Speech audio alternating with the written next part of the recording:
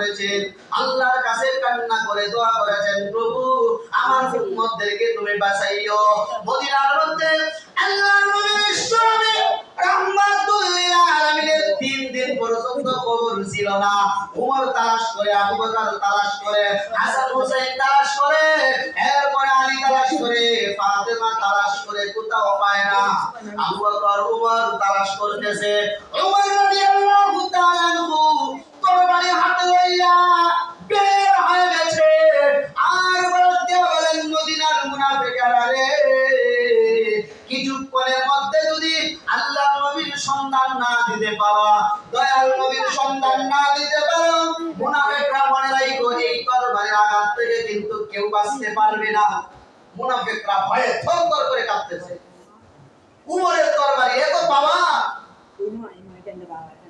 আল্লাহ যখন তরবারি নিয়ে বের হয়ে গেছে, ওই মুনাফিকরা থরথর করে কাঁপতেছে আর বলতেছে, নবীর খবর জানি না, নবীর সংবাদ তো আমরা পাই না। আবু বকর দৌড়ায়, ওমর দৌড়ায়, হাঁটতে হাঁটতে হাঁটতে হাঁটতে নবীর তালাশ করতে করতে, দৌড়াইয়া যাইতে যাইতে, তালাশ করতে করতে একটা পাহাড়ের দিকে চলে গেল। ওই পাহাড় জাবালে সালাত নামের একটা পাহাড়, মদিনা থেকে পরে 3 মাইল দূরে। ওই পাহাড়ের কাছে যাইয়া দেখেন, ওই পাহাড়ের পাশে কতগুলো রাখালেরা উটের রশি লইয়া দাঁড়াইয়া আছে। এরপরে বেড়া বকরির রশি হাতে ধইরা দাঁড়াইয়া কান্না করে। আর আবু বকর সেখানে হাজির হয়ে গেছেন। আবু বকর রাখালদেরকে ডাইকা বলেন, রাখালেরা, এই পথ দিয়া দিনের নবীকে যাইতে দেখেছ, দিনের নবীর সন্ধান তুমি জানো? রাখালেরা ডাক দিয়া বলেন, তোমরা কারা? কোত্থেকে এসেছো? বলে মদিনা থেকে এসেছি। বলে না, দিনের নবীর সন্তান জানি না, তবে এতটুকু জানি, ওই যে পাহাড় দেখা যায়, ওই পাহাড়ের মধ্যে একটা লোক আজকে 3 দিন যাবত শুধু উম্মতি উম্মতি বলে সেজদায় পড়ে কান্না করে। ওই পাহাড়ের মধ্যে শুধু উম্মতি উম্মতি বলে কান্না করে। তোমাদের হাতে ধরি, তোমাদের পায়ে ধরি, ওই লোকটাকে এখান থেকে লইয়া যাও, বাড়িতে লইয়া যাও। কারণ ওই লোকটা 3 দিন পর্যন্ত ওই পাহাড়ে কান্না করতেছে। ওই 3টা দিনের মধ্যে আমার উটগুলো, ভেড়াগুলো, আমার বকরিগুলো আমি সামলাইতে পারি না। এত পিঠাই ওই পাহাড়ের দিকে তাকিস না, এত পিঠাই গাছের মধ্যে মুখ লাগা, এত পিঠাইলাম, কিন্তু আজকে 3টা দিন হয়ে গেল। ওই 3 দিনের মধ্যে আমার উটগুলো, ভেড়াগুলো, বকরিগুলো একটাও ঘাসে মুখ লাগায় নাই, ঘাসে পর্যন্ত মুখ লাগায় নাই। নবীর কান্নায় ওই উটগুলো নিজের খাবার ছাইরা দিছে, নিজের খাবার ছাইরা দিছে। ছোট্ট ছোট্ট বাচ্চাগুলো ওই মায়ের স্তনের মধ্যে মুখ লাগায় না, দুধ পান করে না, শুধু পাহাড়ের দিকে তাকায়া তাকায়া কান্দে। রাখালগুলো ডাক দিয়ে বলেন, তোমরা ওই লোকটাকে এখান থেকে লইয়া যাও। এই কথা বলার পরে আবু বকর ডাক দিয়ে বলেন, হে উমর, দিনের নবীর সন্ধান পাওয়া গেছে। যেই লোকটার কান্না শুনে, যেই লোকটা পাহাড়ের মধ্যে থাকা অবস্থায় ওই উটগুলো নিজের খাবার চাইরা কান্না করে পাহাড়ের দিকে তাকাইয়া কান্দে, ওই লোকটা দিনের নবী ছাড়া আর কেউ হবে না। আবু বকর দৌড়ায় ওই পাহাড়ের দিকে, উমর দৌড়ায় পাহাড়ের দিকে। ওই পাহাড় বেয়ে বেয়ে যখন উপরের দিকে উঠে, পাহাড়ের গুহার দরজার মধ্যে দাঁড়াইয়া তাকাইয়া দেখে আল্লাহর নবী, বিশ্ব নবী সেজদায় পড়ে উম্মতের জন্য চোখের পানি ছেড়ে কান্না করে। 3 দিন পর্যন্ত পাহাড়ের গুহার মধ্যে গিয়া নবী যে সেজদায় পড়ে কান্দে। হায়, আমরা সেই নবীর উম্মত, নবীকে ছাইরা আমরা কোন দিকে পাগল হয়ে গেছি, কোন দিকে ছুটছি। নবীর সুন্নতের খবর নাই, নবীর খবর আমরা নেই না, নবীর সুন্নতের দিকে আমরা একটু তাকাই না। হায় উম্মত, উম্মত নিজেকে নিজে নিয়ে পেরেশান হয়ে গেছে। যেই নবী পাহাড়ের মধ্যে গুহায় উম্মতি উম্মতি কান্দে, আর সেই নবীকে আমরা ভুলে গেছি। আমরা মুসলমান দাবি করি, মুসলমান দাবি করি নবীর সুন্নাত বাদ দিয়া, নবীর আদর্শ বাদ দিয়া। কে বলেছে আপনাকে মুসলমান দাবি করার জন্য? ভাইরা আমার লক্ষ্য করে দেখুন, আবু বকর সিদ্দিক রাদিয়াল্লাহু তাআলা আনহু গুহার দরজার মধ্যে দাঁড়াইয়া নবীকে ডাক দিয়ে বলে, ইয়া রাসূলুল্লাহ, ইয়া হাবিবাল্লাহ, আমি আপনার আবু বকর এসে গেছি। নবী গো, মাথা উঠান। 3 দিন পর্যন্ত আমি আবু বকরের মুখের মধ্যে খাবার ঢোকে না। মদিনাবাসী চিন্তা করে পেরেশান হয়ে মদিনার অলিতে গলিতে আপনার তালাশ করতে করতে সবাই পেরেশান হয়ে গেছে। মদিনাবাসী কান্নায় রুল পড়ে গেছে মদিনার মধ্যে। নবী গো, আপনি মাথা উঠান। নবী মাথা উঠায় না।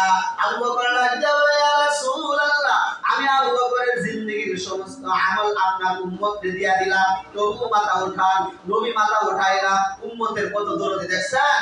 উম্মত আপনার জন্য নবীর দরদ কত বেশি, আর আবু বকর উম্মত তাদের দরদ কত বেশি। দেখেন, আবু বকর রাজি বলেন, ইয়া রাসূলুল্লাহ, আপনার উম্মতের জন্য আর কাঁদতে হবে না, আমার আমলগুলো সব আপনার উম্মতকে হাদিয়া দিয়ে দিলাম। ভাইরা আমার, আল্লাহর নবী মাথা উঠায় না। হযরত আবু বকর রাদিয়াল্লাহু তাআলা আনহু এবার গুহার দরজায় দাঁড়াইয়া ডাক দিয়া বলেন, নবী গো, যে 24টা বছরে 24 বছর উপনীত হওয়ার পরে 24 বছর বয়সে তরবারি হাতে লইয়া আপনার মাথা আনার জন্য আমি গিয়েছিলাম। আপনার কাছে যাওয়ার পরে আপনার সুন্দর চেহারা দেখে আমি ওমর মনটাকে শান্ত করে আমি আপনার প্রতি আসক্ত হইয়া কালেমা পড়ে মুসলমান হয়ে গিয়েছিলাম। সেই ওমর আমি এখানে হাজির হয়েছি। নবী গো, উম্মতের জন্য আর কাঁদতে হবে না। আমি ওমর ইসলাম গ্রহণের পর থেকে আজ পর্যন্ত যত নেকের কাজ করেছি সবগুলো আপনার উম্মতকে দিয়ে দিলাম। আপনি মাথা উঠান, চলেন মদিনায়। মদিনার মানুষের অবস্থা বেশি ভালো না, সবাই কান্না করে, সবাই পেরেশানের মধ্যে আছে। আল্লাহর নবী মাথা উঠায় না। এরপরে আবু বকর বলেন, আলীকে ছাড়া নবীকে এখান থেকে নেওয়া সম্ভব হবে না, আলীর কাছে খবর জানাও। আলীর কাছে খবর জানানোর পরে আলী রাদিয়াল্লাহু তাআলা আনহু ফাতেমার কাছে খবর জানাইলেন, ফাতেমা গো, নবীজির সন্ধান পাওয়া গেছে। কোথায়? বলে অমুক পাহাড়ে। এরপরে সবাই রওনা হয়েছে।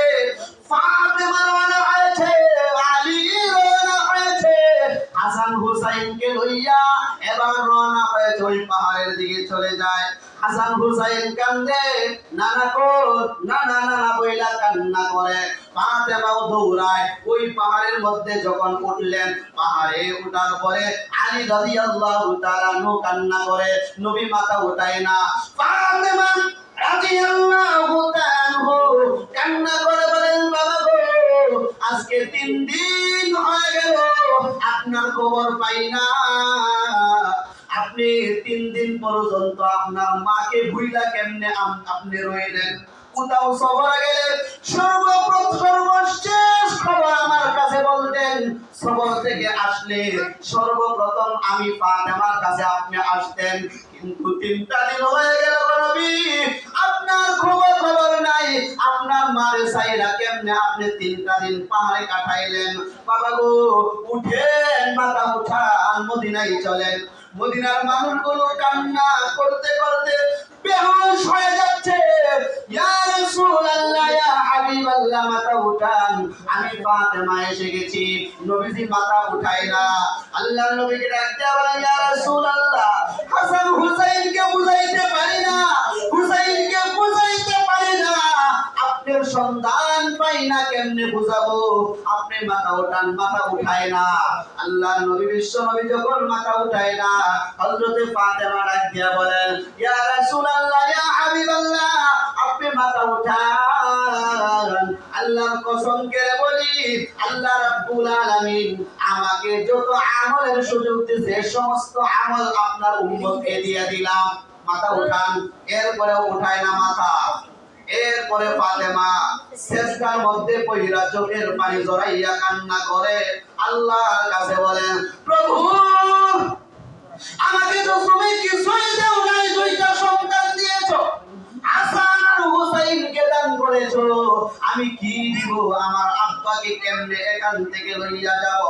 ইয়া আল্লাহ রাব্বুল আলামিনের কাছে ডাক দিয়া বলেন, প্রভু যেই দুইটা সন্তান তুমি আমাকে দিয়েছো, হাসান আর হুসাইনকে আমি আমার বাবার উম্মতের জন্য দুজনকে আমি কুরবান করে দিলাম। জোরে কোন সুবহানাল্লাহ। কুরবান করে দিয়েছেন। এরপরে আল্লাহ জিবরাইলকে ডাক দিয়া বলেন, এ জিবরাইল যাও যাও, আমি হাসান হুসাইনের কুরবানি কবুল করে নিয়েছি, আমার বন্ধুর চোখের পানি কবুল করে নিয়েছি। যাও যাও আমার বন্ধুকে গিয়া বলো সিজদা থেকে মাথা উঠাইতে। আমি আল্লাহ ওয়াদা দিলাম আমার বন্ধুর কাছে জিজ্ঞাসা না করে একটা উম্মতকেও আমি আল্লাহ জাহান্নামে দিব না। নবীকে না জিজ্ঞাসা করে একটা উম্মতকেও জাহান্নামে দিবে না। নবী এত কান্না, সিজদায় করে উম্মতের জন্য কান্না, এত পেরেশান হইয়া আপনার জন্য আমার জন্য নবী এত কান্না করলো। আর আমাদের কি অবস্থা? সেই নবীর চিন্তা নাই, টেনশন নাই, পেরেশানি নাই, নো চিন্তায় আমরা চলাফেরা করতেছি। আমরা সেই নবীর উম্মত কেমনে দাবি করি? মরার পরে আবার বিসমিল্লাহ ওয়া আলা মিল্লাতি রাসূলিল্লাহ, রাসূলের মিল্লাতে কবরে রাখে, রাসূলের নৌকার মধ্যে রাখে, রাসূলের নামে কবরের মধ্যে রাখে। হাই হাই, সারা জিন্দেগিতে নবীর সুন্নতের খবর নাই, মাথা থেকে পায়ের তালু পর্যন্ত সুন্নতের কোনো আদর্শই নাই, আর রাসূলের মিল্লাতে কবরে রাখছে। না, বিসমিল্লাহ ওয়া আলা মিল্লাতি রাসূলিল্লাহ না, মিল্লাতি শয়তান, শয়তানের অনুসরণে রাখছো, কারণ তোমার জীবনে নবীর সুন্নত নাই। দেখেন রাসূল এত কান্না করেছে আপনার জন্য, আমার জন্য, হাই নসিবপুরের মানুষের জন্য, গোটা পৃথিবীর মানুষের জন্য এত কান্না করছে। আপনার কি একটু চিন্তা হয় না? নবী এত পেরেশান হইল উম্মতের জন্য, আল্লাহর কাছে কান্না করলো, আর আপনি যে নামাজে আসেন না, নবীর সুন্নাত মানেন না, আপনি কেমনে থাকেন না খাইয়া